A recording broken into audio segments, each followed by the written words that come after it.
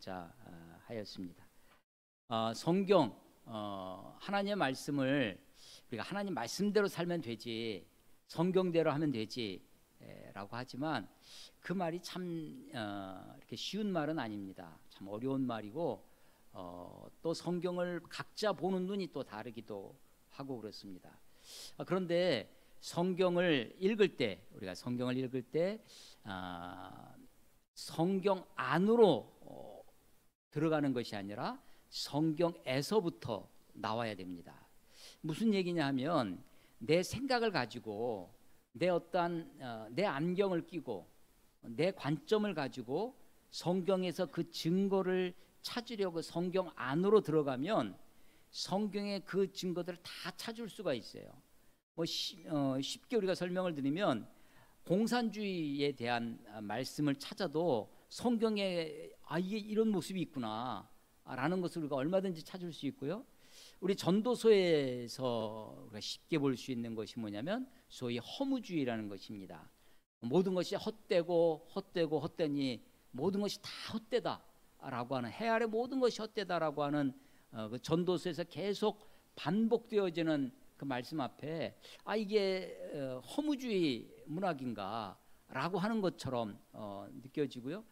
또 어떤 세상의 야망과 또 성공에 대한 그런 꿈을 가지고 성경을 읽어보면 성경이 우리들에게 어떤 세상에 관한 처세술, 성공의 동기를 부여하는 그 수많은 것들도 성경에서 찾을 수 있게 됩니다.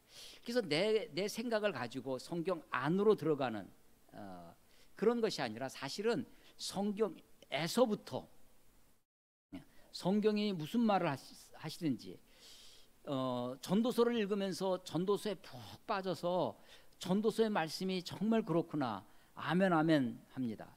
얼마 전에 우리가 다니엘서를 읽었는데 다니엘서를 읽으면서도 다니엘의 그 시대 정신, 다니엘이 바라봤던 그 세상, 다니엘의 꿈, 다니엘의 환상 속에 또 들어가기도 합니다.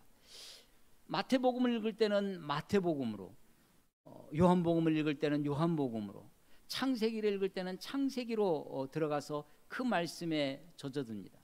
그런데 창세기를 읽을 때 하셨던 말씀, 다니엘에서 하셨던 그 말씀, 전도서에서 하시는 그 말씀이 사실은 모든 말씀이 다 하나의 말씀만 우리에게 전해주시는 것이 아니라 다양하게 전도서에서는 이렇게 말씀하시고 잠언에서는 이렇게 말씀하시고 시편에서는 또 이렇게 말씀하시고 그래서 이 서로 다르게 어떨 때는 하나님이 이런 하나님이 되시기도 하시고 어떨 때는 하나님 또 저렇게 말씀하시기도 합니다.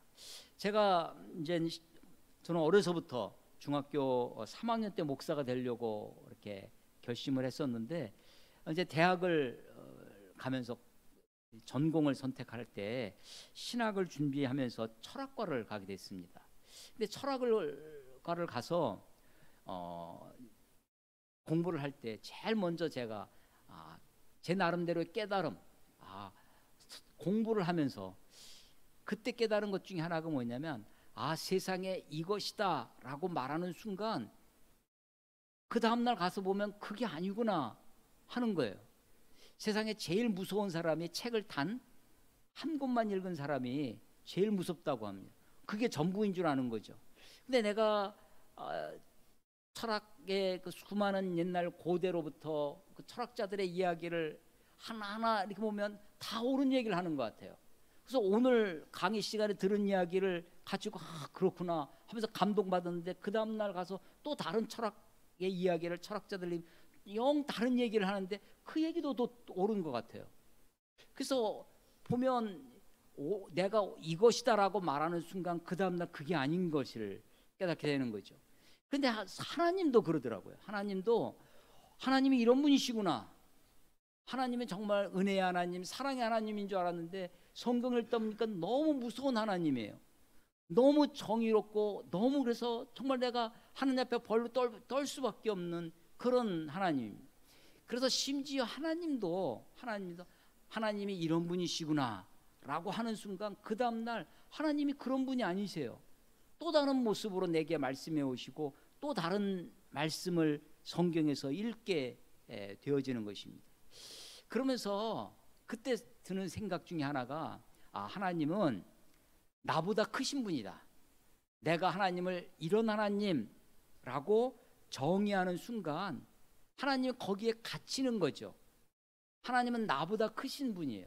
내 생각보다, 내 지혜보다, 내가 하나님은 이런 하나님라고 하는 것보다 훨씬 크신 하나님, 내가 감히 측량할 수 없는 하나님, 내가 감히 그 끝을 알 수 없는 그런 하나님이시라는 것을 대학교에 가서 공부하면서, 제가 철학과를 공부하면서 깨달았던 첫 번째 제가 깊이 느꼈던 것 중에 하나입니다. 전도서에 보면요, 특히 이제 7장 같은 데도 그래요. 우리가 이제 7장 16절에 보면 지나치게 의인이 되지도 말며 지나치게 지혜자도 되지 말라. 어찌하여 스스로 패망하게 하겠느냐. 17절에 지나치게 악인이 되지도 말며 지나치게 우매한 자도 되지 말라. 어찌하여 기한 전에 죽으려 하느냐. 너는 이것도 잡으며 저것에서도 내 손을 놓지 아니하는 것이 좋으니 하나님을 경외하는 자는 이 모든 일에서 벗어날 것임이니라. 지나치게 의인이 되지 말라고 합니다. 지나치게 지혜자도 되지 말라고 하고 지나치게 악인도 지나치게 우매자도 되지 말라고 합니다. 아니, 하나님이 의로우신 하나님이라 우리에게 의의를 요구하시는데, 하나님이 지혜의 하나님이시라 우리가 지혜롭기를 하나님 원하시는데 지나치게 하지 말라는 거죠. 극단은 극단으로 통합니다. 인생을 이제 좀 살아보니까 이제 저도 이 교만이 패망의 선봉이라고 하는 것을, 그래서 무엇이든지 자기가 옳다고 생각하고 극단으로 나가는 사람들은 항상 극단으로 치우치는 것을 보게 됩니다. 지나치게 의인이 되지도 말며 자기가 의인이라고 생각하는, 지나치게 지혜자가 되지 말라고 하는 그런 말씀들이 이 전도서의 지혜라고 하는 것입니다. 전도서는 정말 모든 것이 헛되다고 얘기합니다. 그것도 수없이 처음 1장에서부터 12장 8절에도 전도자가 이르되 헛되고 헛되도다, 모든 것이 헛되도다. 1장 2절에서부터 이 마지막까지 헛됨을 이야기합니다. 물론 거기에 토를 하나 달아놨어요. 토를 붙여놨습니다. 해 아래에 있다는 거죠. 그래서 우리는 거기서 힌트를 얻어서 해 위에, 해 너머에, 그곳에는 헛되지 않은 세계가 있다고 하는 것을 생각하도록 해주죠. 오늘 13절에 일의 결국을 다 들었으니, 전도자가 일의 결국을 내가 할 말을 다 했다는 것입니다. 새번역은 그렇게 번역해놨어요. 내가 할 말을 다 했다. 결론은 이것이다. 하나님을 두려워하여라. 그분이 주신 계명을 지켜라. 전도자가 다 얘기했다는 것입니다. 쾌락을 추구하는 삶, 권력, 모든 삶의 여러 가지 일들을 자기가 살펴보고 알아보고 생각해보고, 그래서 이 전도서의 지혜는, 전도서가 우리에게 가르쳐주는 것은 하나님이 어느 날 계시를 주셔서 그것을 받아 적은 것이 아닙니다. 어떤 논리적인 사고로 추론으로 해가지고 하는 것이 아니에요.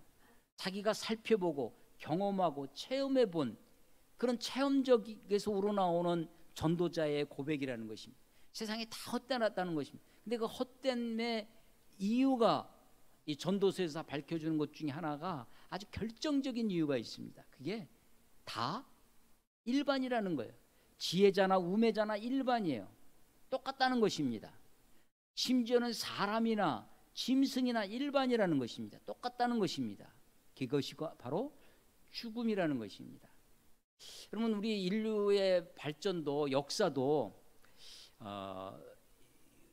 중세 이후에 과학혁명이 일어납니다. 물론 혁명이 산업혁명도 있고 시민혁명도 있고 그리고 종교혁명도 있고 그리고 과학혁명이, 이게 이제 근대를 열어가는 거죠. 그 과학혁명이 일어나면서 과학의 발달이, 인간의 지식의 발달이 놀랍게 생겨났습니다. 그래서 이렇게 돼서는 인류가 이 과학혁명으로 말미암아 인간이 가진 모든 것이 다 해결될 줄로 알았습니다. 인간의 지식도 소위 계몽주의라고 해서 우리가 지금 이렇게 어렵게 사는 것은 무지몽매해서 그런데 인간의 지식이 더 발달하고 더 계몽되어지면 깨어난다는 것입니다. 그래서 인라이팅 빛이 환하게 비춰지면 우리들의 생각이 그래서 인간 역사에 대한 인류 문화에 대한 희망을 갖고 낙관적으로 바라다봤습니다.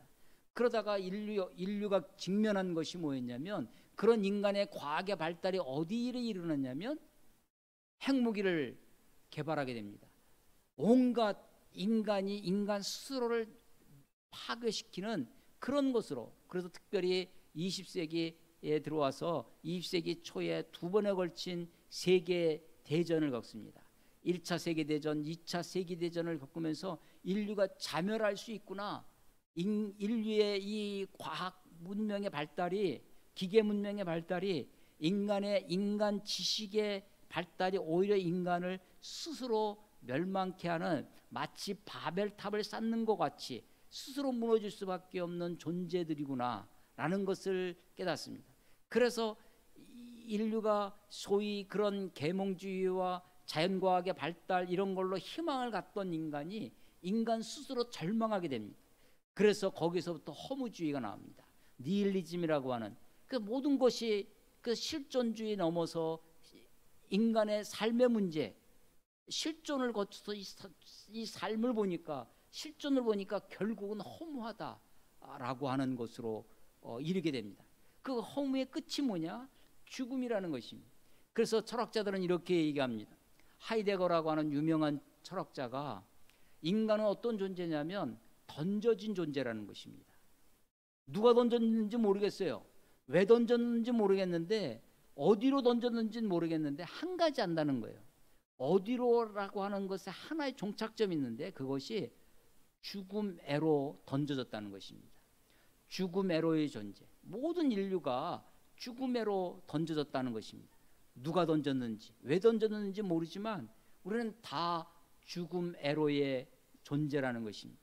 그래서 마치 전도서를 그냥 읽을 때 이 모든 것이 헛되다라고 하는 죽음애로 짐승과 사람이 일반이라고 하는 그 메시지에 부딪혀서 거기에 허우적거리고 있다면 그것만 붙들고 있다면 전도서의 진짜 교훈 전도서 이 전도자가 이 코엘렛이 우리에게 전하고자 하는 그래서 이 책이 성경 66권 정경으로 하나님의 말씀으로 우리에게 주어진 그 하나님의 뜻을 우리가 그 니힐리즘이라고 하는 허무주의에 놓쳐서는 안 되겠다라고 하는 것입니다.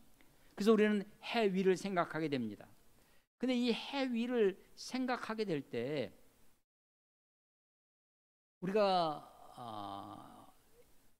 아주 고난의 시기, 박해의 시기, 아주 정말 어려운 그런 시대에 현실을 도피하게 됩니다. 현실을 잊어버려요. 그래서 피안의 세계, 천국, 그래서 예수 믿고 천국 가는 것만 생각해서 현실을 방치합니다. 현실이 어떻게 되든지 현실을 포기하기도 하고 찬염하기도 하고 현실을 무시하기도 하고 피안의 세계만 내가 죽어서 천국 가는 것만 그래서 한때 우리 기독교가 특히 한국교회가 부흥기에 특히 독재시대에 그랬습니다. 현실은 우리의 삶이 너무나 핍절해지고 독재와 그래서 어려운데 이런 정치세계 정교 분리라고 하는 이름으로 현실 세계에 간섭하지 아니하고 현실에 대해서 말하지 아니하고 죽으면 구원받는다. 예수 천당 불신 지옥만 외치다 보니까 교회가 세상과 유리되어지는 교회가 세상과 완전히 동떨어지는 그런 시절이 있었습니다. 거기에 대한 반성도 일어나죠. 그래서 이제는 예수 믿고 천당 가는 게 중요한 것이 아니라 하나님의 나라가 여기에 있는 것이다. 여기서 하나님의 나라가 지금 우리가 살아가고 있는 그래서 오히려 반대로 현실 문제에 깊이 관여해서 온갖 문제에 교회가 다 답을 내야 되는 것처럼 교회가 하나님의 나라가 여기에서 이루어지는 것이어야 된다고, 그래서 깊이 현실 속에 파묻혀 들어갑니다. 하나님의 나라가 여기 이 땅에서 이루어져야 된다. 하나님의 나라가 정치, 경제, 사회, 문화, 옳은 말일 수 있습니다. 옳은 말이죠. 그런데 오늘 우리가 살아가 있는 현실과 우리가 가야 할 하나님의 나라, 그것과의 그 관계를 어떻게 설정하고 가느냐 하는 것이 굉장히 중요한 문제라는 것입니다. 해가 있습니다. 해 아래, 우리는 해 아래 살아요. 해 아래 삶은 헛된 것입니다. 일의 결국을 다 들었는데 결론은 다 헛되다는 거예요. 근데 그것만 있는 것이 아니다라는 것을 우리가 아까 우리 찬송가 9장을 읽었는데요. 제가 이 찬송가 9장 4절에 보면 주 앞에 나올 때 우리 마음 기쁘고 그 말씀 힘대어 새 희망이 솟는다. 고난도 슬픔도 이기게 하시옵고, 고난도 슬픔도, 이게 우리의 현실이죠. 근데 그것을 이겨내 달라고 합니다. 고난도 슬픔도, 그 고난도 슬픔이 없어지는 것이 아니라 고난도 겪고 슬픔도 겪는데 그것을 이겨내서 인내하고 이겨내게 해달라고. 근데 그 다음 구절이에요. 영원에 잇대어 살아가게 하소서. 영원이 있어요. 그런데 우리는 현실입니다.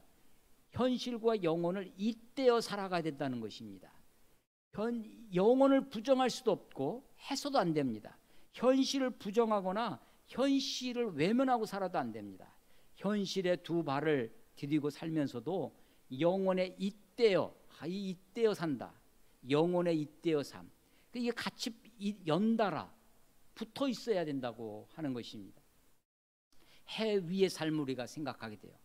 근데 우리는 우리의 삶의 현실, 그래서 이 전도서가 세상은 해 아래 있는 것은 다 헛되다라고 하면서도 어떤 삶을 살라고 하냐면 오늘 우리의 삶을 기쁘고 즐겁게 살라고 합니다.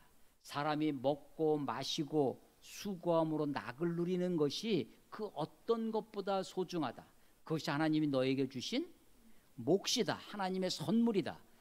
옛날 성경, 우리가 지금 개역 개정판이 있는데 이 개역 개정판에서는 몫이라고 번역이 되어 있는데 옛날 개역 한글판에는 분복이라고 번역해 놨습니다.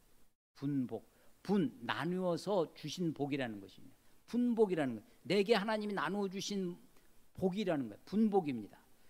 지금 성경은 그것이 내 몫이라는 것입니다.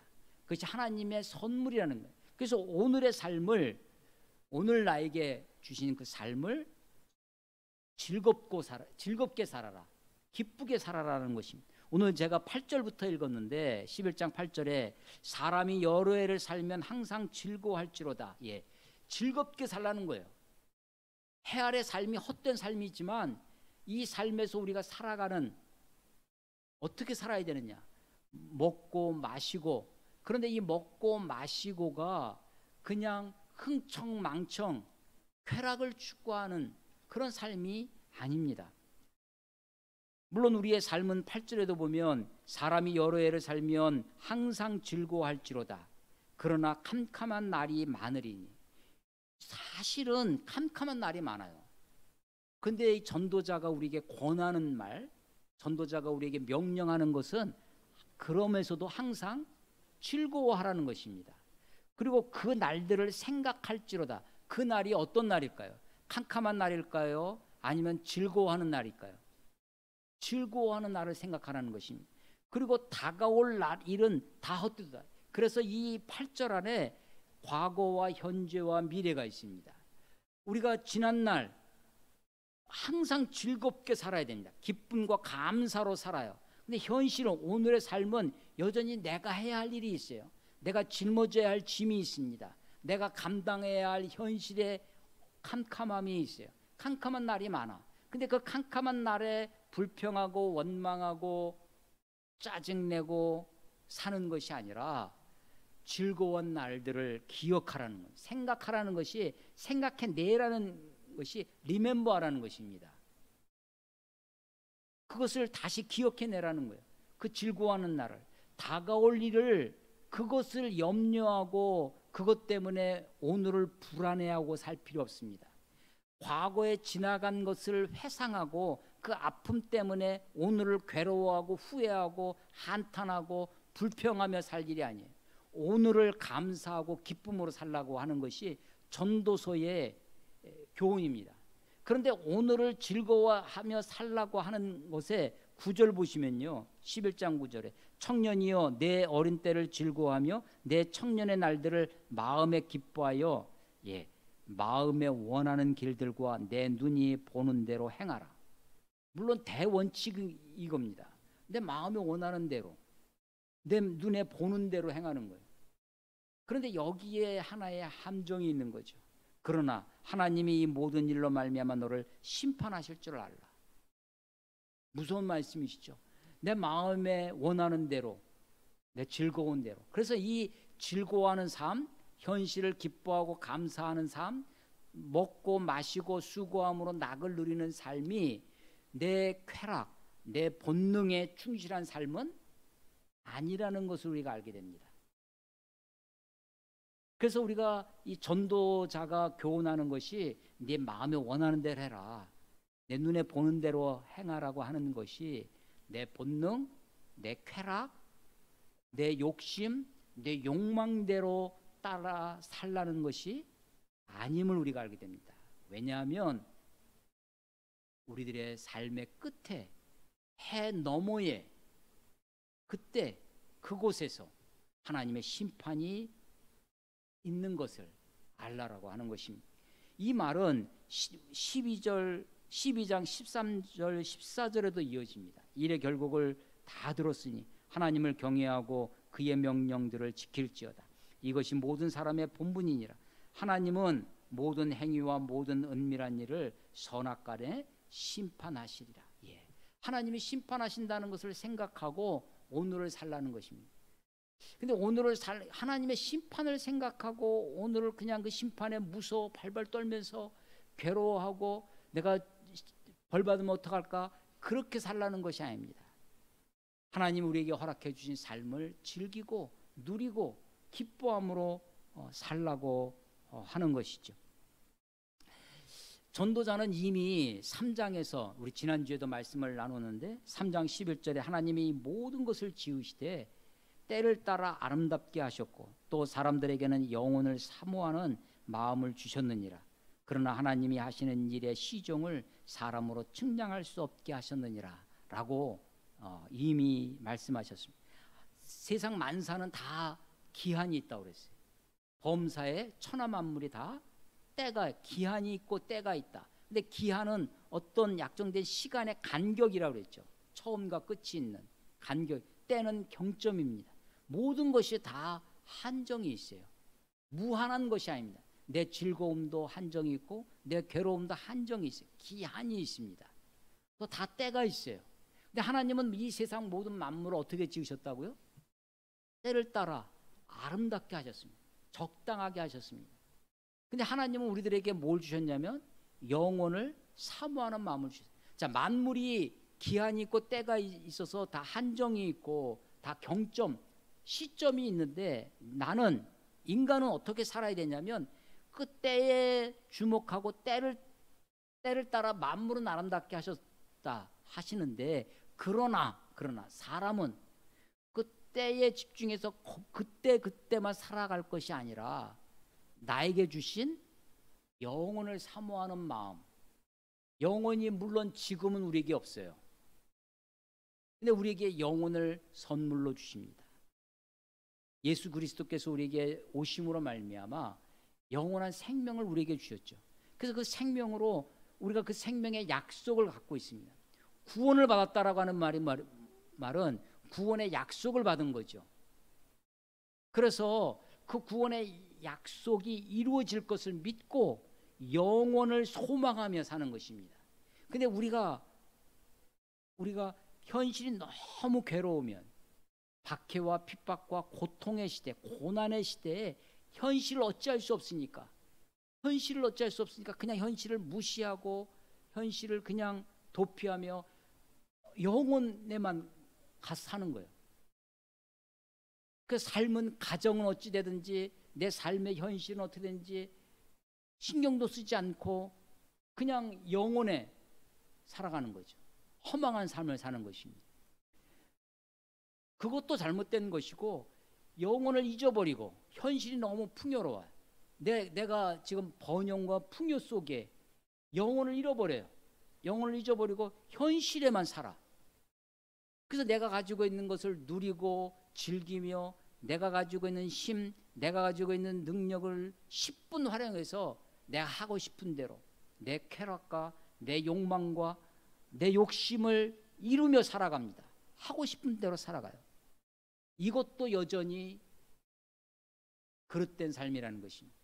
그러니까 지나치게 영혼에만 살면 안 되고 지나치게 현실에만 살아도 안 된다는 것입니다. 그래서 우리는 현실에 살지만 어떻게 살아야 되냐면 영혼에 잇대어 사는 삶. 찬송가 9장 4절에 있는 것처럼 영혼에 잇대어 살게 해 주시옵소서 라고 하는 거죠. 내가 오늘을 살지만 영혼에 잇대어 살아. 그 영혼에 그때 하나님 우리를 뭐 하신다고요? 심판하실 것입니다. 오늘을 즐기며 살아. 너 하고 싶은 대로 너의 자유와 기쁨과 감사로 살아라. 그런데 하나님이 심판하신 것을 잊지 말아라. 하나님은 반드시 선악간에 은밀한 것을, 너의 모든 은밀한 것을, 마지막에 구절이 그거잖아요. 모든 행위와 모든 은밀한 일을, 감춰져 있던 내 속에 감춰져 있던 은밀한 것까지 다 내 마음에 내 행동의 동기까지 내 생각까지 다 하나님이 선악간에 심판하신다는 것입니다. 그러면 하나님이 심판하시는데 어떤 기준으로 심판하실까요? 하나님 마음대로? 그렇죠. 하나님 마음대로죠. 그런데 하나님의 마음이 하나님은 어떤 분이시냐면 새벽 별과 같이 일정하신 분이십니다. 하나님은 변덕이 죽긋듯 하시는 분이 아니세요. 하나님은 신실하신 분이십니다. 하나님은 자기가 하신 말씀을 반드시 이루시고 자기 말씀 앞에 충만하신, 자기 말씀을 그대로 온전히 이루시는 하나님이세요. 그래서 하나님이 어떻게 심판하실지를 하나님 마음대로인데 그 마음이 신실하시고 하나님은 의로우시고 하나님은 정의롭고 하나님은 사랑의 하나님이시라 하나님의 그 마음을 우리에게 알려주셨다는 것입니다. 그것이 13절에 있는 하나님의 명령이고 우리가 지켜야 할 하나님의 계명입니다. 그래서 전도서는 모든 것이 헛되지만 이 세상에서 어떻게 살아야 되느냐?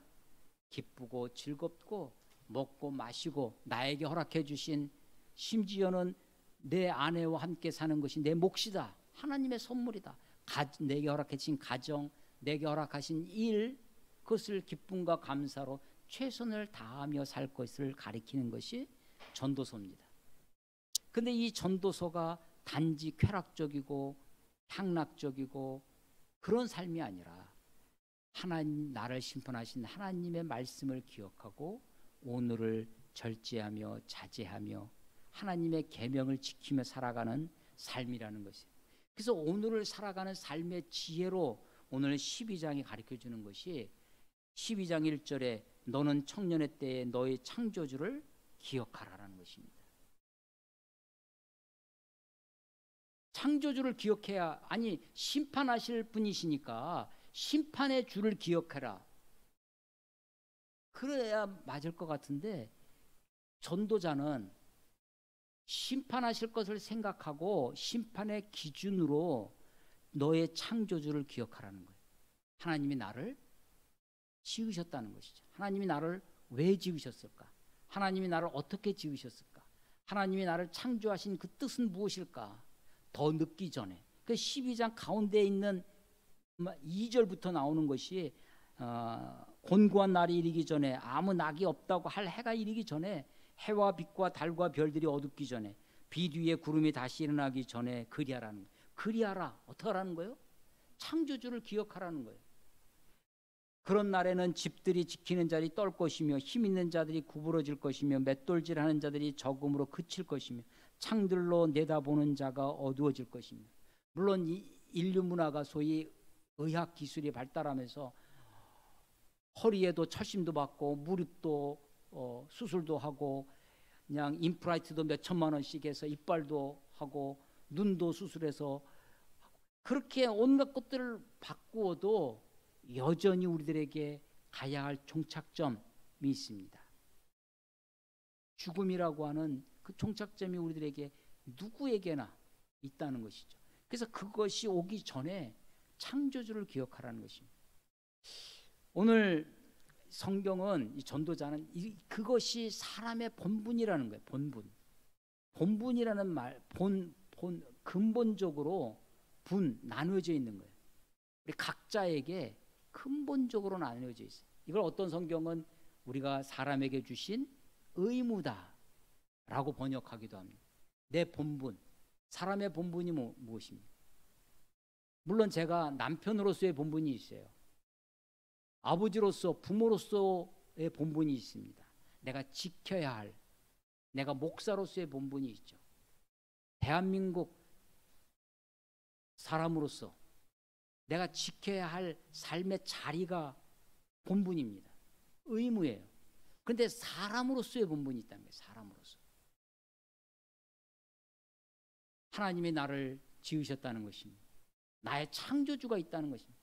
내가 그냥 우연히 태어난 것이 아니라 아무 생각 없이 내 생각으로 내 의지로 태어난 것이 아니지만 이 땅에 버려진 존재가 아니라 던져진 존재가 아니라 하나님이 나를 보내셨다고 하는 것입니다. 하나님이 나를 지으셨어요. 그 창조주를 기억하고 살라고 하는 것입니다. 이것이 비단 청년들에게만 하는 말씀은 아니시죠. 모든 인류에게, 모든 사람에게 생명이 있는 우리들이 마땅히 지켜야 할 것입니다. 자, 그래서 전도서의 주제는 이렇게 선명해집니다. 전도자가 계속해서 우리에게 강조해 주는 것, 삶의 해 아래서의 허무입니다. 죽음이라고 하는 종착점이 있다고 하는 것을 기억하라는 것입니다. 그런데 이 삶의 현실을 비관하고 허무하니까 퇴폐적으로 체념하고 포기하고 살라는 것이 아니라 내게 주어진 삶을 기뻐하고 감사하고 즐기며 누리며 살라는 것입니다. 그리고 해 너머에 우리가 죽음 이후에 있는 저 영원한 세계, 하나님의 심판이 있다는 것을 기억하고 살라는 것입니다. 하나님의 심판을 생각할 때 그 심판의 기준이 무엇이냐, 어떻게 살아야 되느냐 하는 것을 우리가 깨달을 수 있는 그 지점이 하나님이 나를 지으셨다는 것입니다. 나의 창조주가 있다는 것입니다. 하나님이 나를 만드셨어요. 세상 모든 곳에는 그 만든 이의 뜻이 담겨져 있는 것입니다. 그래서 너는 청년의 때에 너의 창조주를 기억하라. 나를 지으신 이, 나를 만드시고 나를 부르시는 이에 합당하게 살아야 할 것입니다. 전도서의 말씀을 읽으면서 어쩌면 이 마지막 11장, 12장 결론처럼 말씀해 주시는 하나님의 심판, 그 심판을 생각하며 오늘을 하나님을 경외함으로, 하나님을 두려워함으로 살아가야 할 이 교훈이 이 전도서의 교훈이라고 생각합니다. 사람의 본분, 사람이 살아가야 할 바를 지키며 사는 것입니다. 여전히 우리는 하나님이 하시는 일의 시종을 알 수 없어요. 왜 나에게 이런 삶을 허락해 주시는지. 우리의 삶의 현실을 보면 캄캄할 날이 많이 있을 것입니다. 그러나 그 캄캄함을 보는 것이 아니라 해 아래, 해를 주신, 해 너머에 계신 우리 하나님을 믿고 기쁨과 감사로 즐기며 사는 것입니다. 하나님이 우리를 감찰하십니다. 지켜보십니다. 우리들에게 우리의 삶을 허락하여 주셨습니다. 기쁨과 감사로 주님 앞에 온전히 나아갈 수 있는 저와 여러분이 되시기를 주의 이름으로 축원합니다. 기도하겠습니다. 하나님 아버지, 은혜를 감사합니다. 세상은 우리가 살아가고 있는 현실은, 우리가 맞닥뜨리고 우리가 감당해야 할 삶의 질은 때때로 무겁고 또 버겁고 캄캄함이 앞을 가리기도 하지만, 하나님, 우리가 현실만 보지 아니하고 이 캄캄함을만 보지 아니하고 우리에게 삶을 허락해 주시고 생명을 주신 우리 하나님을, 창조주 우리 하나님을 생각함으로 하나님의 뜻을 구하며 하나님이 내게 주신 선물, 내게 주신 목, 내게 주신 그 분복을 기쁨과 감사로 누리며 살 수 있도록 최선을 다하여 우리의 삶을 살아갈 수 있도록 하나님 힘 주시고 하나님 지혜를 주시고 우리에게 용기를 더하여 주시옵소서. 우리가 언젠가 주님 앞에 가는 날, 주님 앞에 서는 날, 하나님의 심판 앞에 모든 일을, 그 은밀한 것까지 그 선악간에 심판하실 우리 주님을 기억하며 살 수 있도록, 그래서 오늘을 하나님을 경외하며 살아갈 수 있도록 하나님 인도해 주시옵소서. 하나님을 의지하며 살아가는 것이, 하나님을 믿고 살아가는 것이 어떤 일인지, 어떤 삶인지 우리로 알게 해주시고, 마지막 때에 믿음을 보겠느냐라고 하신 것이 삶의 고통의 순간뿐만 아니라 삶의 풍요와 번영의 그 순간에서라도 하나님을 기억하며 살 수 있도록 하나님 인도해 주시옵소서. 주님을 의지합니다. 주님을 찬양합니다. 예수님의 이름으로 감사하며 기도드렸사옵나이다. 아멘.